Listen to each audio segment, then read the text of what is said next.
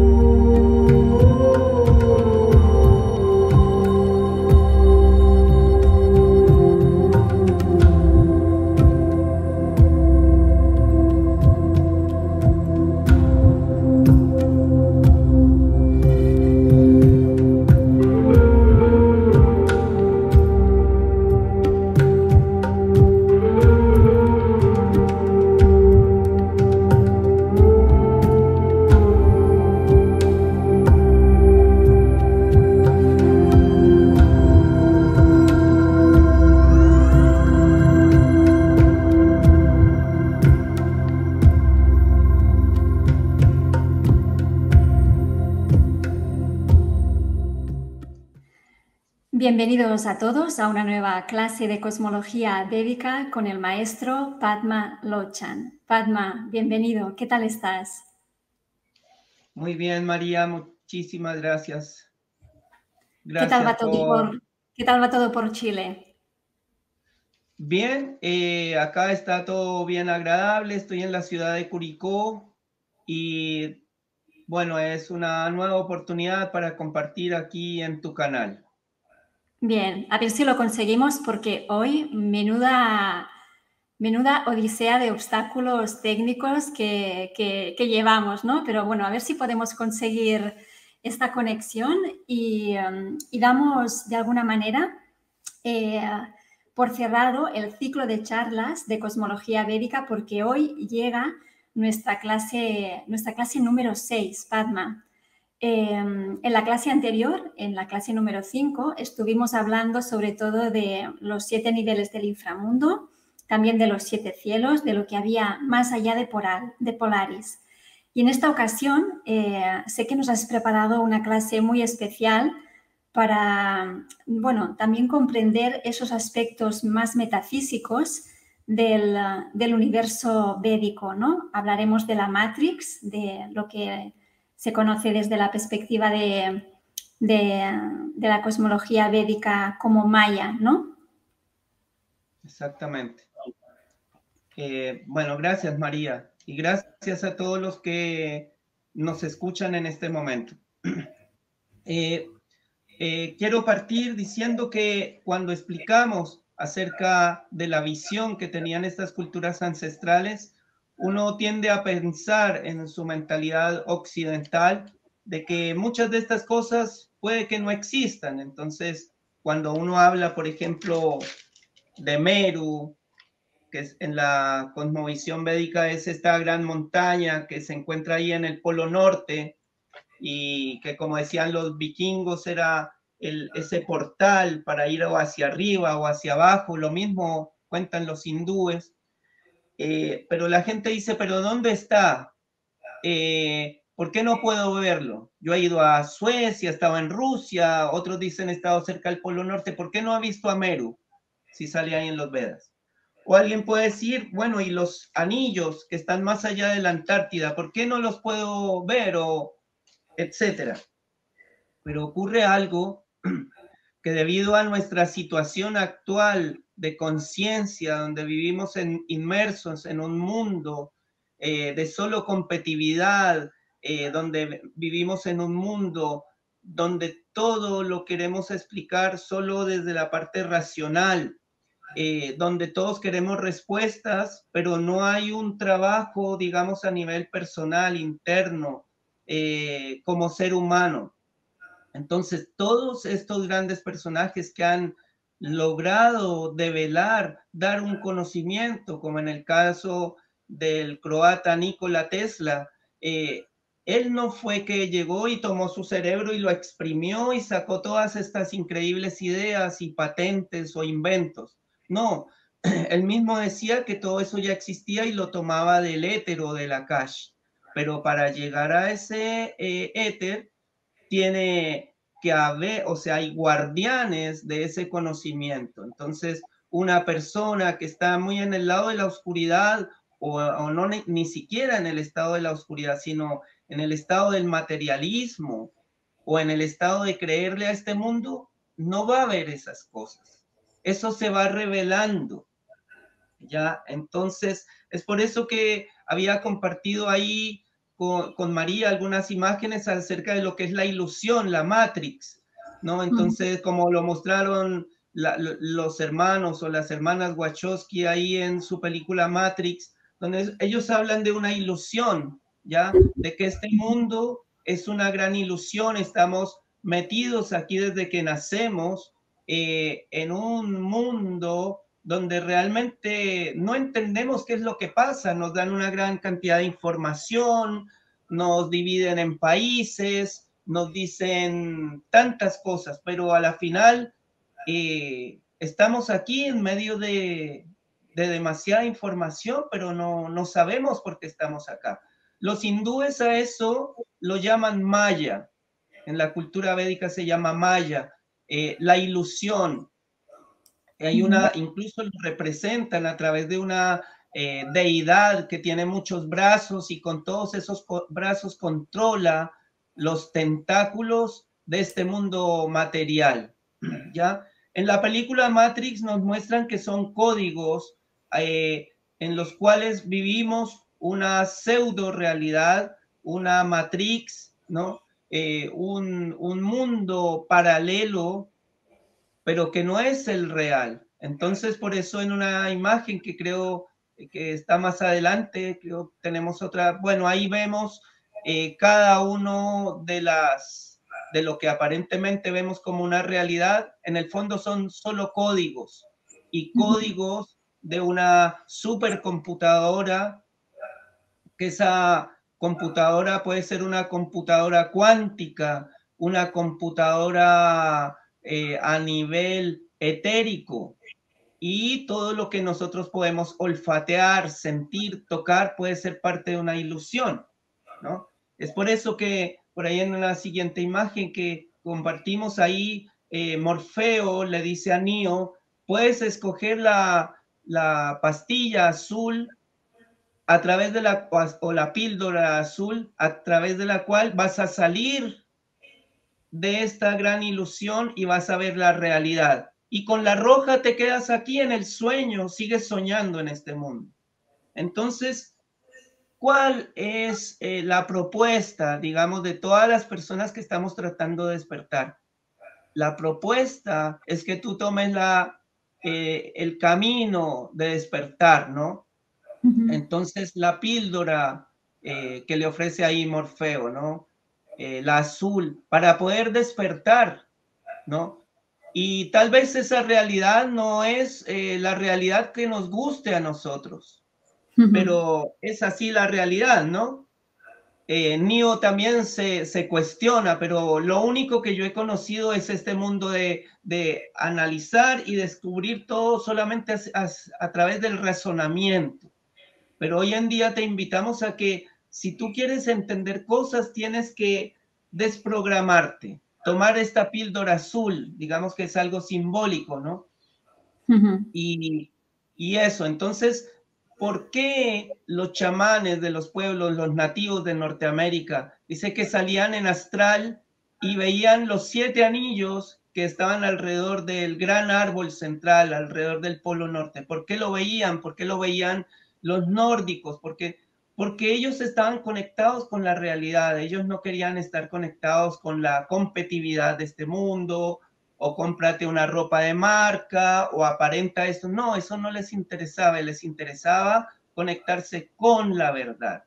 Entonces, si tú, querido amigo, querida amiga, quieres conectarte, quieres descubrir, quieres ver qué hay más allá de la Antártida, bueno, tiene que haber un paso progresivo, un trabajo interno, ¿no?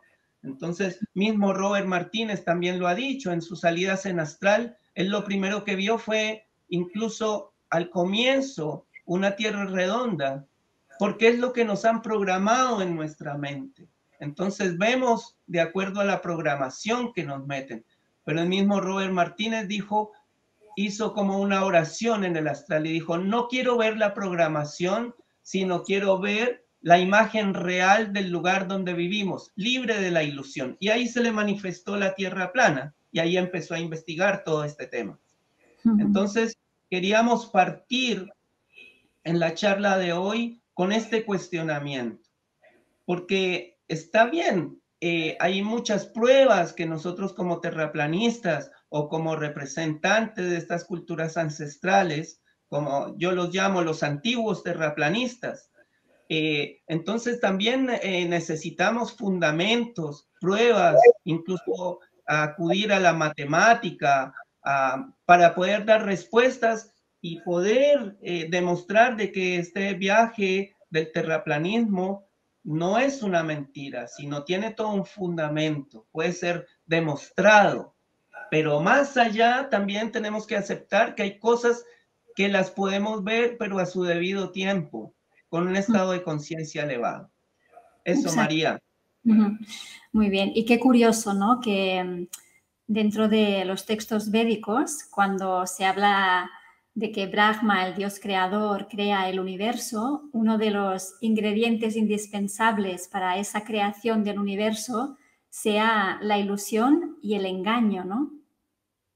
Sí, muy interesante lo que tú acabas de decir, porque cuando uno empieza a leer ahí los textos antiguos de la cultura aria, de la cultura védica, se encuentra con que Brahma, que es el primer ser, digamos, manifestado, creado por Vishnu, porque ni siquiera Vishnu se quiere meter en este mundo. Él dice, no, yo encuentro tan terrible encerrar a todas las almas acá, porque es una cárcel donde estamos. Claro. Entonces, esa tarea, digamos, un tanto nefasta, se le entrega a Brahma. Y Brahma dice que cuando se le empiezan a entregar los diferentes elementos, que es el mezcla tiempo, energía, sonido, y va creando de los elementos sutiles a los elementos burdos, él llega a un momento donde dice el ingrediente principalísimo dentro de esta creación tiene que ser la mentira, el engaño y la ilusión. Y por lo tanto dice que Brahma se siente muy insatisfecho por esta labor que no es muy agradable, que digamos. Y es el lugar donde estamos en este momento. Y como es una ilusión, vuelvo al tema que empezamos esta charla. Entonces, ¿cómo salimos de la ilusión? A través del despertar de nuestra conciencia. Pero si queremos despertar nuestra conciencia con los viejos y antiguos hábitos, con una botella de licor, siguiendo con hábitos que no son sanos y que cada uno de nosotros sabemos qué es lo que no nos hace bien, Y si no queremos superar esas cosas, nos estamos autoengañando a nosotros mismos y no vamos a salir de esa ilusión. Entonces, es muy importante ese trabajo interior para seguir avanzando y conectarse con estas realidades. Claro. Entonces, ¿cómo salimos de la Matrix, Padma? ¿Cómo salimos de la Matrix? Bueno, ahí los textos védicos y yo creo que todos los textos ancestrales lo hablan. La conexión verdadera es como dicen en la película Matrix, cuando nosotros nos conectamos con ese ser que fue desconectado, como es en la película Matrix, había un verdadero ser que estaba conectado en una máquina. Todo eso es simbólico. Ahí se desconecta de esa gran inteligencia artificial que lo estaba explotando para obtener energía. Entonces, hay un texto antiquísimo y que yo lo cito, se llama el Bhagavad Gita, y dice ahí, cuando el maestro Krishna le habla a Arjuna, le dice, cuando tú piensas que caminas, no estás caminando. Cuando tú piensas que hablas, no hablas. Cuando tú piensas que miras y tocas, no estás tocando, porque tu verdadero ser no está ahí. Es como en la película Avatar. Este cuerpo que nosotros tocamos y lo perfumamos y todo esto, no somos nosotros. Este es como el Avatar. Nuestro verdadero ser real se encuentra en otra parte, por decirlo. Y nosotros tenemos que conectar con ese verdadero ser real. Pero lo malo es que siempre estamos mirando para afuera, no para adentro. El viaje es hacia el interior. Entonces, conectándonos, como decía Viktor Frankl, un gran investigador a través de la psicología, en su libro El hombre en busca de sentido, él decía, nosotros tenemos que explorar la espiritualidad. O sea, este es un camino espiritual. Esto es un camino espiritual. No podemos cambiar este mundo a través de soluciones materiales, sino a través de soluciones espirituales. Y el camino de salida a través de esa espiritualidad es individual. Algunos lo obtienen a través del cristianismo, otros a través del budismo, otros a través de diferentes líneas, hinduismo, etcétera, ¿no? Pero sigámoslo, practiquémoslo. Esa es la respuesta, María. Claro. De hecho, el camino es individual, pero yo diría que el impacto es colectivo, ¿no? Porque si todos a nivel individual hacemos ese trabajo interior de profundizar, de discernir, de reflexionar, de adquirir conocimiento y de evolucionar, el impacto que eso genera a nivel colectivo puede ser inmenso y brutal. Exactamente. Es un trabajo que empieza con lo individual, pero cuando empiezas ese trabajo individual, te conectas automáticamente con otras personas sinceras que están en tu misma vibración y con ellos nos vamos potenciando. Así es, María. Muy bien, muy bien. Bueno, seguimos avanzando. Entonces tenemos claro que estamos en una matrix, en lo que los textos védicos llaman maya o ilusión, y que para salir de esa matrix hay que, bueno, trabajarse a nivel interior, a nivel espiritual, sobre todo para poder trascender todos los engaños y las ilusiones, ¿no? Seguimos avanzando porque tenemos mucho material para compartir. Si quieres, voy compartiendo la siguiente imagen. Y empezamos ahora, si te parece, el tema de, bueno, nos habías propuesto hablar en esta última clase de algunas contradicciones del sistema heliocéntrico, ¿no? Y sé que quieres exponernos una investigación que tú has hecho con unas operaciones matemáticas para demostrar que cualquier persona, sin necesidad de ser Eratóstenes, puede obtener el perímetro de la Tierra. ¿Es así? Así es, María. O sea, dentro de las fallas, digamos que yo encontré dentro de la información oficial que se nos entrega, digamos, por decirlo, fallas de la Matrix, porque todos estos personajes jesuitas o Eratóstenes o todo esto son personajes parte de la ilusión, parte de la Matrix. cuando se nos dice que el hombre viene del mono, cuando se nos dice tantas cosas que hemos vivido, tú sabes lo que estuvimos transitando ahora desde el 2019, cuando se nos miente de tantas maneras,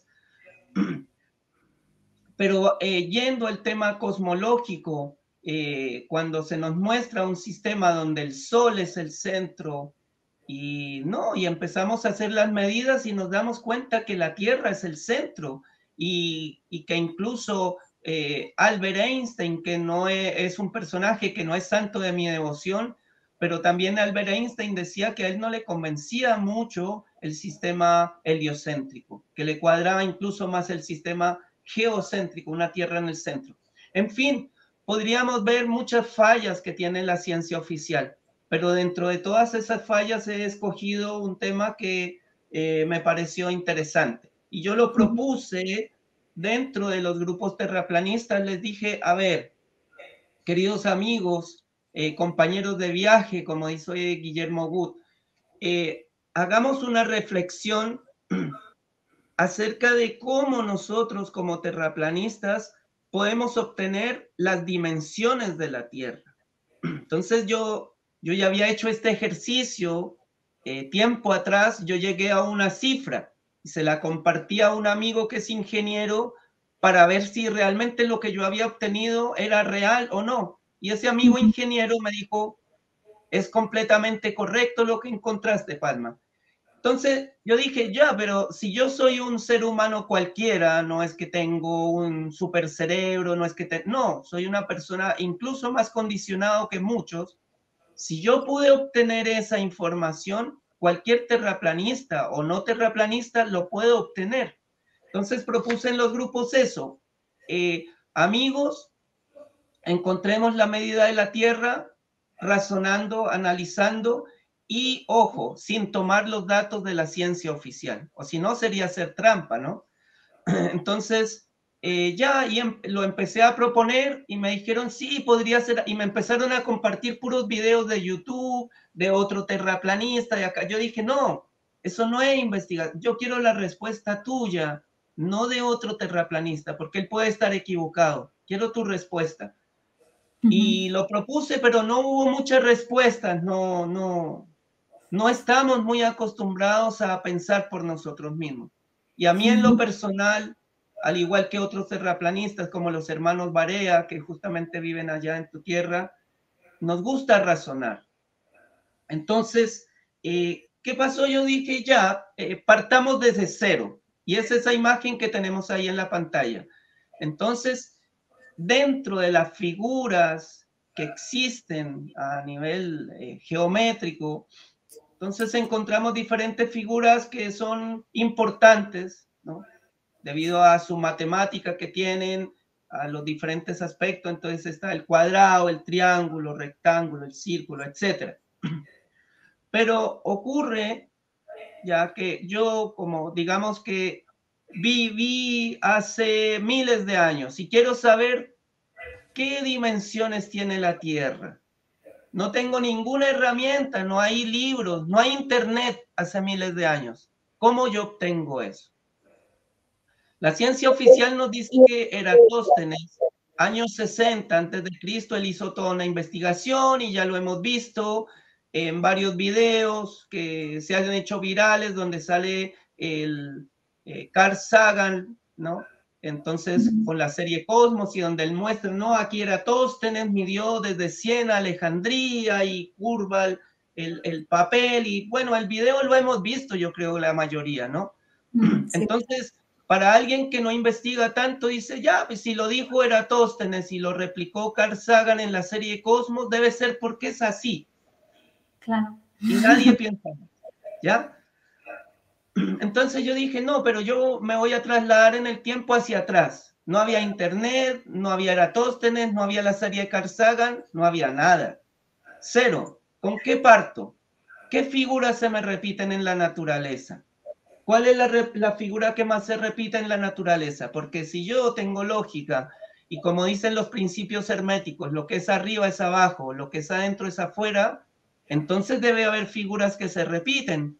Así como lo descubrió Fibonacci, que la espiral que hay en nuestra huella digital o en la concha de un caracol, y todo eso se repite en la forma de las ramas de un árbol y en un girasol. Entonces él se dio cuenta, hay una medida que se repite en la naturaleza. Y así como se repite la espiral, ¿cuál es la figura que más se nos repite en la naturaleza? El círculo. Círculo. El círculo, ¿verdad? El círculo. Vemos el círculo presente en la naturaleza. Entonces empecé a razonar de esta manera con la imagen que tiene justamente allí María. Entonces dije, ya un círculo, ¿qué características tiene el círculo? Ya desde la antigüedad, o sea, desde siempre yo pienso, el círculo se dividió. De hecho, eso lo canalizaron los primeros seres humanos. Se canalizó, llegó esa información de que el círculo se divide en 360 partes. De hecho, si tú ves una estrella en el cielo y pasando a lo largo de los meses, los días, te vas a dar cuenta que en 360 días esa misma estrella vuelve al lugar. Entonces es como un carrusel, ¿no? Da vuelta en el mismo lugar. ¿Y qué es el movimiento que está describiendo? Un círculo en el cielo. Entonces, si ese círculo en el cielo se está describiendo y esa luz es proyectada sobre la Tierra, entonces aquí es muy posible que también esté proyectando ese círculo en la Tierra. Con ese razonamiento empecé. Pero ¿qué es lo que pasa en la ciencia oficial? Que ellos parten de la premisa que la Tierra es una esfera. Es como partir algo, pero engañándose a sí mismo, ¿no? Nosotros partimos con esta otra premisa, con que existe el círculo, está dividido en 360 partes, o radianes, o como le quieran llamar, 360, porque es lo que se nos repite, vuelvo y repito, cuando observamos las estrellas en el cielo. En 360 días vuelve a llegar el mismo objeto al mismo lugar. Entonces, se les ocurrió dividir un círculo en 360 partes, tiene totalmente la lógica. Ahora, yo quiero encontrar el radio de ese círculo. ¿Ya? El radio de ese círculo es desde la periferia, desde cualquier punto de la periferia hacia el centro.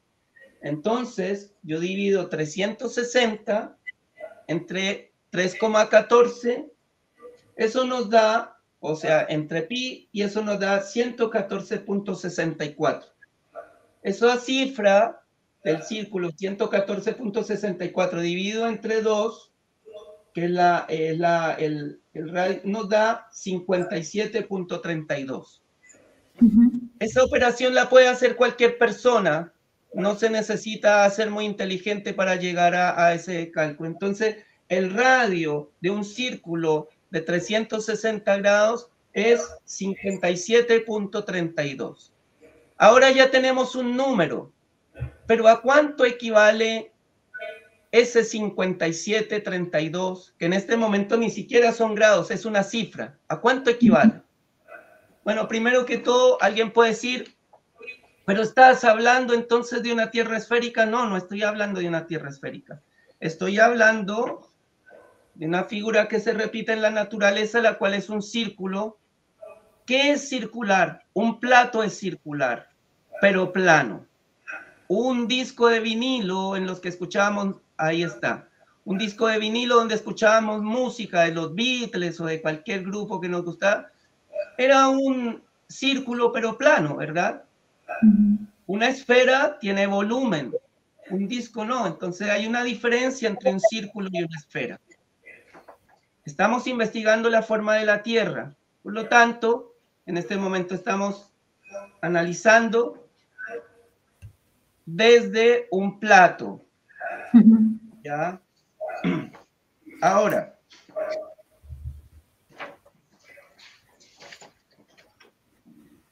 nosotros tomamos esa imagen justamente en un plato. Nosotros tomamos esa figura ¿ya? Y queremos averiguar a cuánto equivalen esos 57 grados. ¿Ya? Bueno, primero que todo, en esa figura podemos ver que la Tierra se puede manifestar en un plano, es decir, el polo norte se puede poner en el centro. Para aquellos que ya estamos familiarizados con el terraplanismo, se conoce como el mapa Gleason.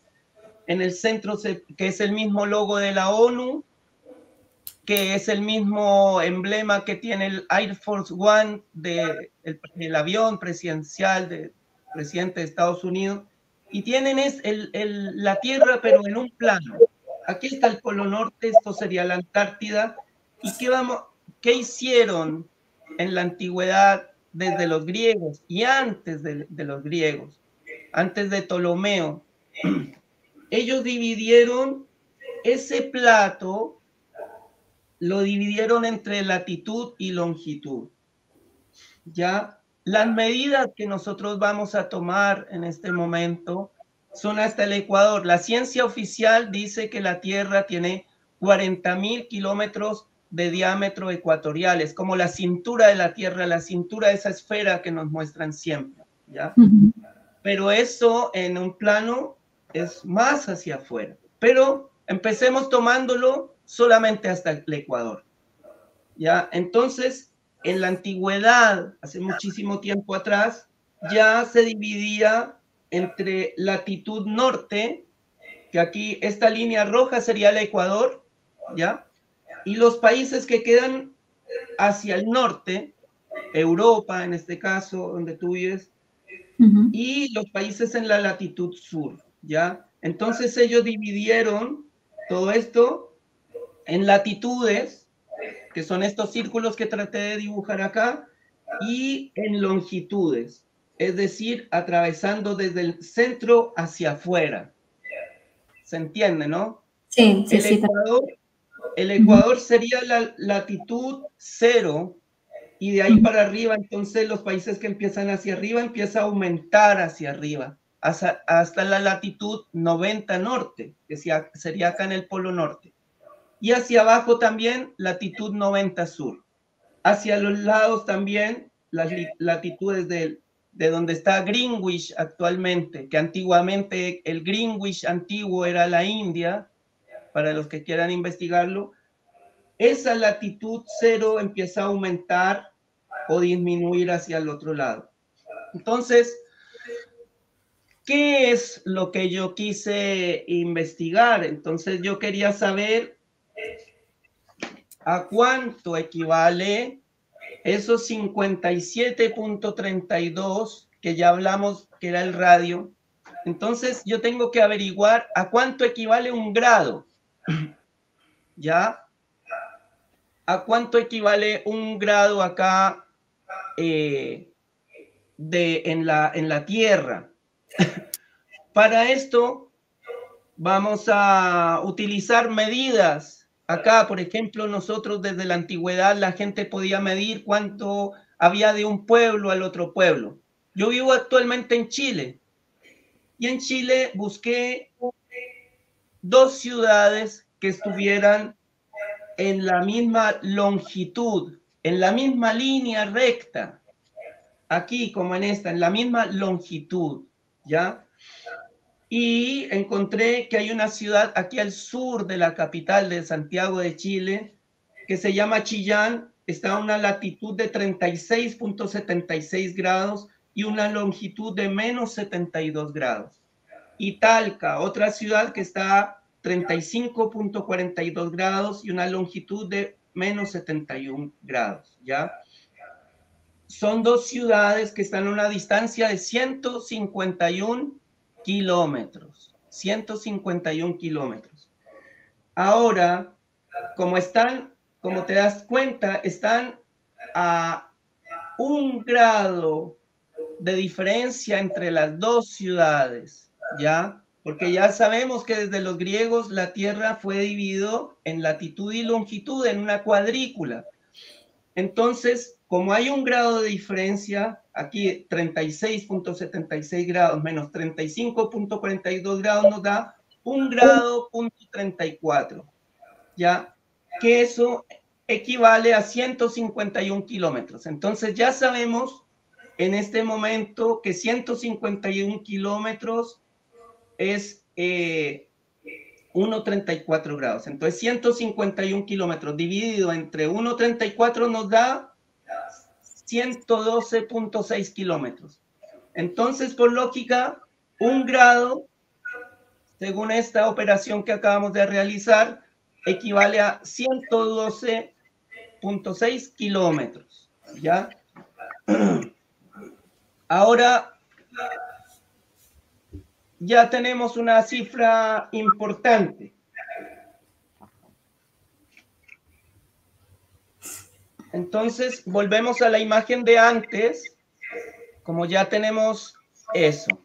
Entonces ya sabemos, teníamos acá los 57,32, que era una cifra, entonces, que equivale al radio de un círculo. Entonces ahora esos 57,32 lo multiplicamos por 112 kilómetros y nos da 6.419 kilómetros.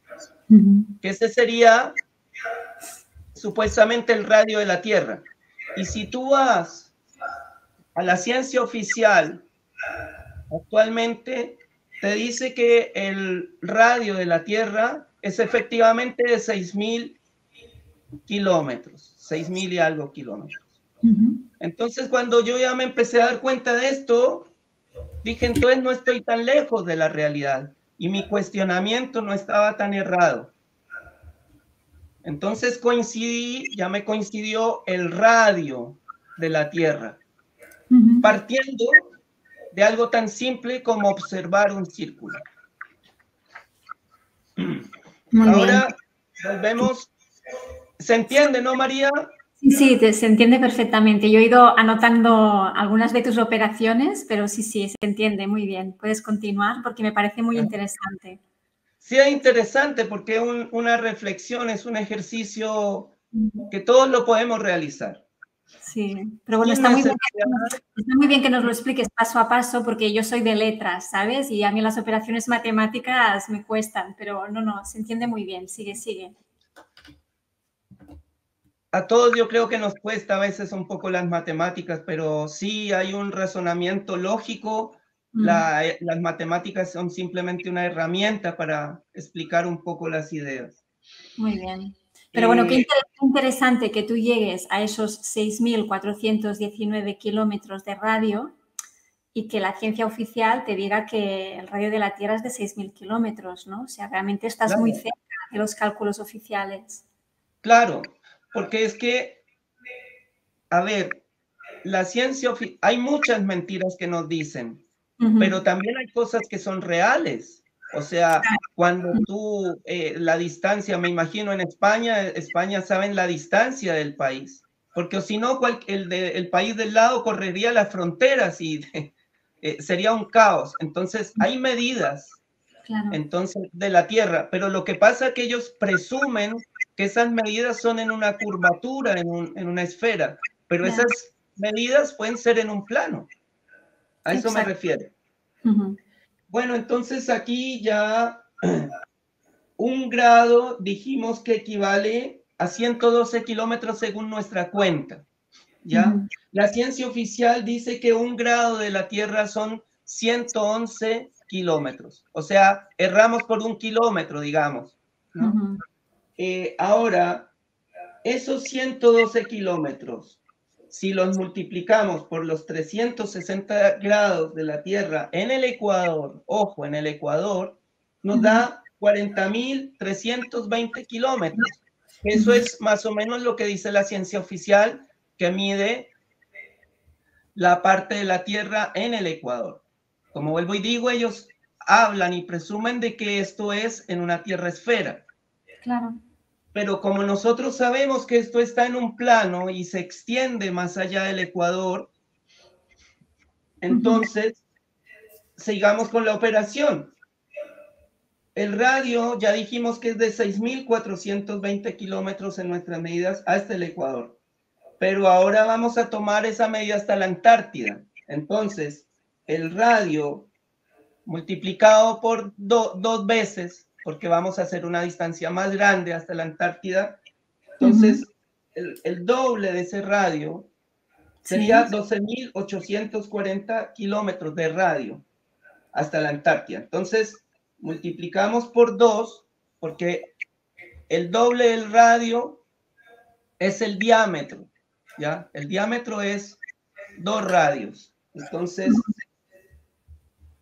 12.840 por 2, entonces nos da 25.680 kilómetros de diámetro, ¿ya?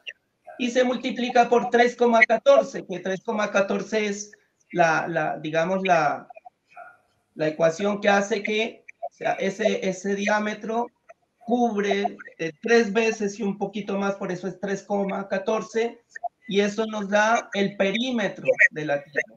Entonces, el perímetro de la Tierra en el Ecuador es de 80.635 kilómetros. Eso es lo que debería medir la Tierra en un plano, expresado en un plano, a la altura de la Antártida, que es el cinturón que cubre todo lo que son los bordes de una Tierra en un plano. Entonces, estas son medidas que cualquier persona puede obtener.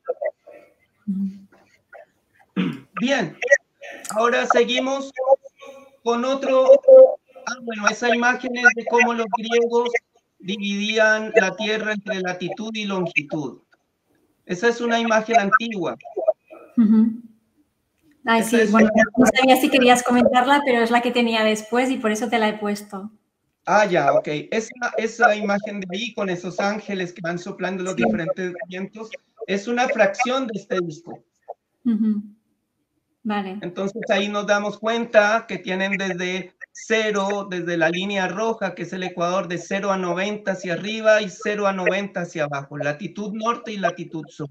Entonces con esa cuadrícula nos va dando grados y es fácil, digamos, medir el territorio. Ya. Ahora, esto yo lo quise llevar a otro tipo de operación a través de lo que es el Sol, ¿no?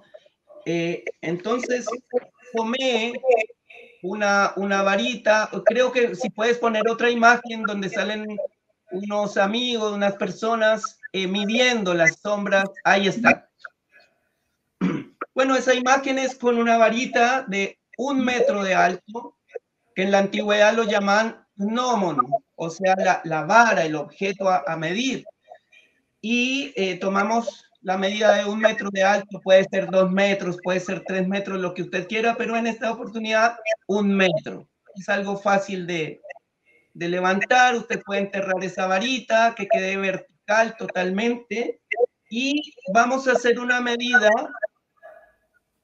el 21 de marzo, que es el equinoccio, o sea, cuando el día y la noche miden exactamente igual. ¿Por qué ocurre esto? Porque el sol está en el cenit de la persona, ¿ya? O muy cerca de la persona el 21 de marzo, ¿ya?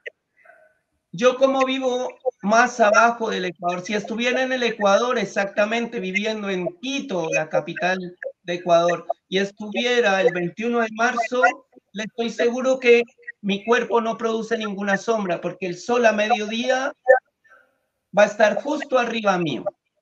Pero como vivo 34, 35 grados de latitud sur, o sea, abajo del Ecuador, entonces me da, yo descuento esa sombra un poco, ¿ya? Entonces, tomo esta operación, 1 metro del alto. El 21 de marzo me produjo una sombra en el día del equinoccio de 76 centímetros, ¿ya? Y eso es de 76 centímetros. Esa misma medida, con la misma varita, pero el 21 de junio me hace una sombra más larga, porque el sol, el 21 de junio acá en Chile, estamos en el invierno, nos hace sombras más largas. me dio una medida de 1,69 centímetros, ¿ya?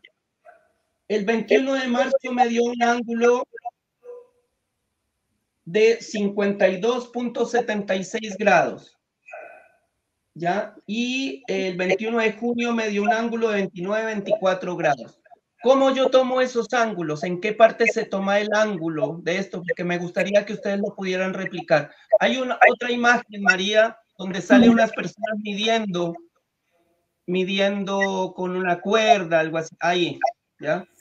Este cordel, en esa parte está la vara, está la sombra que está en el piso y un cordel de la parte alta del palo a 1 metro y hasta donde se proyecta la sombra. Ya en la punta hasta donde se proyectó la sombra. Aquí yo lo pongo acá en color verde, se tomó el ángulo acá, ya entonces nos dio el 21 de marzo un ángulo de 52,76 grados. También lo pueden hacer a través de una calculadora científica,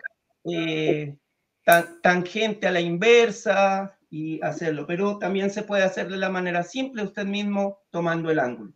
Entonces resto el resultado de los dos ángulos de las dos fechas del equinoccio y el solsticio. Entonces el sol porque el sol es el que se mueve, entonces el sol en el equinoccio estaba acá, más en el cenit, y en el invierno lo tenemos al sol más inclinado, ¿no? Entonces por eso el día dura menos.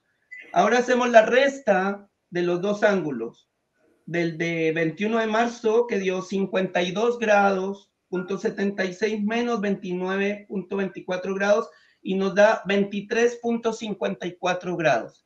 Es decir, el sol entre el equinoccio y el solsticio se mueve 23 grados, que eso es también lo que dice la ciencia oficial. 23 grados es lo que se desplaza el sol desde el Ecuador hasta el trópico de Cáncer o desde el Ecuador hasta el trópico de Capricornio. Son 23,5 grados, que es justamente lo que me dio esta operación con este palito, esta varita, y eso es, ¿no? De hecho, tengo ahí otra imagen que te compartí, María, donde con un transportador medí los ángulos, ¿no? Midiendo la cuerda y eso. No, esa todavía no. ¿Cuál era? No. ¿Esta? No. Sí, es la que estaba mostrando ahora. ¿Cuál? Entonces, ¿Cuál? Esta. Esa es midiendo el ángulo entre la sombra y la cuerda que se levanta hasta la altura de 1 metro, ¿ya? Entonces aquí expliqué dónde se toma el ángulo, lo marqué, en qué parte se marca el ángulo, ¿ya? Ahora, si podemos volver a la otra imagen de los ángulos. La que te estaba enseñando. Sí, la anterior, sí. No, es esta, ya. Entonces ahí vamos a ver que 23,54 grados multiplicado por la medida que ya teníamos de 112 kilómetros nos va a dar que del Ecuador al trópico de Cáncer da 2.636 kilómetros. Y eso es justamente la medida que da la ciencia oficial o muy cercano a la medida de la ciencia oficial. ¿A dónde quiero apuntar, María y amigos, con todo esto? ¿A dónde quiero apuntar? Alguien puede decir, pero es que Eratóstenes hizo una medida donde en la ciudad de Siena tenía una sombra que se proyectó en el fondo de un pozo, donde ese día entraba directamente, pero un poco más allá la sombra cambiaba, ¿ya?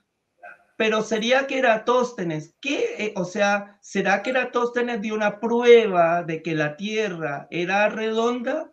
¿O simplemente Eratóstenes nos midió lo mismo que hice yo en 2 fechas del año y sin ser ningún genio ni nada por el estilo, llego a la misma deducción de Eratóstenes, ¿ya?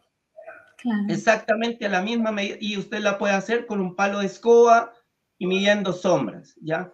Entonces, eso no es una prueba de que la Tierra es plana. Eso son medidas expresadas en un plano. Sí, sí. No, es que has dicho, esto no es una prueba de que la Tierra es plana, no, no, de que la Tierra es una esfera. Perdón, esto no es una prueba de que la Tierra es esfera. Ya lo tenemos Esta, tan claro. claro, ya está anulada. Claro, Esto no es una prueba de que la Tierra sea una esfera, sino que esa medida se puede dar en un plano, ¿ya? claro. Ujú. Entonces, y, entonces es lo mismo. Entonces, como decía un amigo, ni siquiera sabemos si Eratóstenes existió. Claro, Puede ser parte de la narrativa, de justificar, porque ellos parten desde la idea de que la Tierra es redonda y todas las medidas entonces dicen, no, es que esto ocurre así porque la Tierra es redonda. Entonces sale Carl Sagan, las sombras cambiaron así porque la Tierra, el territorio se curvó y ahí por eso cambiaron las sombras. Pero ¿qué pasa si yo le digo que hay varios experimentos por internet donde ahí puedes poner la otra imagen, María, por favor?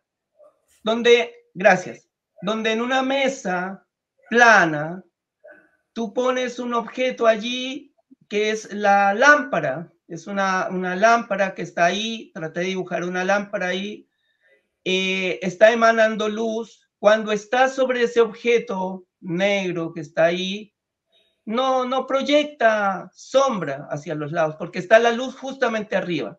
Pero si yo desplazo ese objeto más lejos, lo alejo de la luz, por supuesto que ese objeto me empieza a proyectar sombras. Entonces, eso fue lo que le ocurrió a Eratóstenes. Él se alejó del punto donde el sol, el foco lumínico, la lámpara, que en este caso era el sol, se alejó y por supuesto que las sombras iban a cambiar más allá. ¿Me entiendes? Pero eso no fue una prueba de que la Tierra era una esfera. Él simplemente midió, hizo lo mismo que yo hice en la ciudad de Curicó, midió la diferencia de los ángulos y de las sombras un 21 de marzo y después muy posiblemente lo midió en un momento donde hubiera habido solsticio y ahí comprobó los 23 grados, sacó distancias, hizo exactamente lo que yo hice, pero eso no es ninguna prueba de que la Tierra sea una esfera. Él midió simplemente distancias, que es lo mismo que yo estoy demostrando ahora. Entonces, esas distancias nos comprueban que la Tierra tiene una medida de 40.000 kilómetros en la parte ecuatorial y 80.000 kilómetros en la parte de la Antártida. Eso es lo que estoy tratando de demostrar y bueno, es uno de los ejercicios, digamos, que hemos tratado de mostrar. De hecho, todo esto yo se lo mostré a un amigo mío, es un ingeniero civil llamado Jonathan Espinosa, y me decía, las operaciones están bien correctas, tus deducciones están bien. Así que cualquiera también lo puede corroborar. No tenemos miedo, no tengamos miedo de que porque yo no soy científico, entonces yo no puedo cuestionar a la ciencia oficial. Nikola Tesla decía, todos somos científicos, todos somos científicos, así que tú también puedes acceder a esto. Así que bueno, ese era más o menos lo que yo quería explicar con este tema de la medición de las sombras y un poco de demostración para aquellos que les, para Y ahora, aquellos que les gusta la parte científica.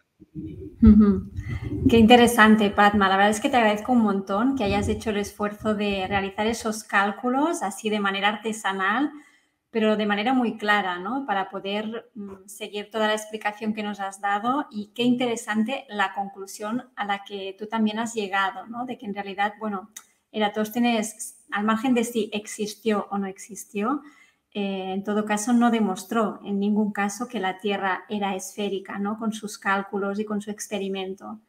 Y de hecho tú lo has podido corroborar, ¿no? Haciendo los mismos cálculos, tienes claro que trabajas sobre una superficie que en todo caso sabemos que es un círculo, pero no significa que sea esférico. Exactamente. Y la variación de las sombras se da, como yo te decía, en la medida que te vas alejando del foco lumínico. Exacto. Esos experimentos, he visto varios videos, incluso en YouTube, donde se demuestra eso. O sea, se puede replicar la misma situación que está ocurriendo con el Sol y va a ocurrir exactamente lo mismo. Te alejas del Sol, las sombras se alejan. Te acercas al Sol, las sombras se acortan. Es tan sencillo como eso. Y puedes sacar los cálculos y darte cuenta de eso. Entonces, finalmente lo que demostramos fue que se puede llegar a obtener las medidas de la Tierra no tomando los datos, digamos, oficiales, sino echando a andar el razonamiento, pensando, analizando. Y eso, María. Qué bien, Padma. Bueno, pues la verdad es que me ha parecido una vez más un privilegio y un honor poder contar contigo en el canal. Te agradezco un montón, Padma, el trabajazo que has realizado durante estas 6 clases, sobre todo para difundir el conocimiento védico que tienes, que es una maravilla. Y te emplazo sobre todo a una próxima entrevista, ¿vale? Esta no va a ser la última, ni mucho menos. Te emplazo sobre todo a, bueno, una próxima sesión en la que, si te parece, podemos realizar esa sesión pendiente de preguntas y respuestas de, bueno, de todas las personas que nos han ido siguiendo, que sé que tus vídeos han generado muchísimo interés y que, bueno, me han ido llegando algunas preguntas, otras sé que tú ya las has respondido a través de los comentarios de cada uno de los vídeos, pero bueno, podemos hacer como una clase de repaso final para también recordar un poco los contenidos que hemos visto en cada vídeo y también, bueno, despedirnos bien, ¿no? de este seminario, de esta saga de cosmología védica, que la verdad es que ha sido apasionante. A mí también me servirá la próxima sesión y espero que a la gente que nos escuche también, para hacer un poquito de repaso, ¿no? De todo lo que hemos visto, que ha sido muy extenso y muy interesante. Llevamos muchos meses con estos vídeos y sé que detrás de cada una de las exposiciones que nos das, le dedicas muchas horas y muchísimo trabajo. Pues sí, María, todo esto es un poco el cariño, un sentimiento de querer compartir con mis hermanos. No, yo sé que cuando uno se muera, tal vez ni se van a acordar del nombre de uno, pero uno debe hacer las cosas porque entre todos en conjunto tenemos que crecer. Y me parece interesante que no pasemos por la vida solamente viendo todo lo que nos ofrece la publicidad o el sistema, sino que empecemos a pensar por nosotros mismos, no lo que nos entregaron en la universidad y yo lo acepto, pero ni siquiera yo tengo los medios para comprobar si eso es realidad o no. Entonces, si algo no nos encaja, entonces estamos en todo nuestro derecho de investigarlo. Y eso es lo que hemos estado haciendo durante años, amigas, y nos gusta harto este tema. Sí, sí, la verdad es que sí, este tema nos apasiona. Bueno, Padma, pues mil gracias, te agradezco un montón que hoy estés aquí en el canal y, bueno, lo dicho, nos vemos en una próxima sesión de preguntas y de respuestas, ¿no? Ya, María, muchísimas gracias, como siempre, por tu paciencia, porque sé que allá en España es ya tarde, pero estás tú ahí dedicando tiempo, tratando de hacer las conexiones, la diferencia horaria con aquí, con Chile, y todo eso se te agradece muchísimo. Es verdad que hay que hacer malabares para poder coordinarnos, ¿eh? Y si te fijas, también es muy curioso. Tú me lo dijiste al principio, que siempre que expones temas de cosmología védica, siempre hay como, bueno, como fuerzas así ocultas a nivel sutil que intentan bloquear, que intentan de alguna manera impedir, ¿no? Y hemos tenido en cada una de las clases muchos obstáculos que han hecho muchos días que sea como muy difícil, ¿no? La conexión.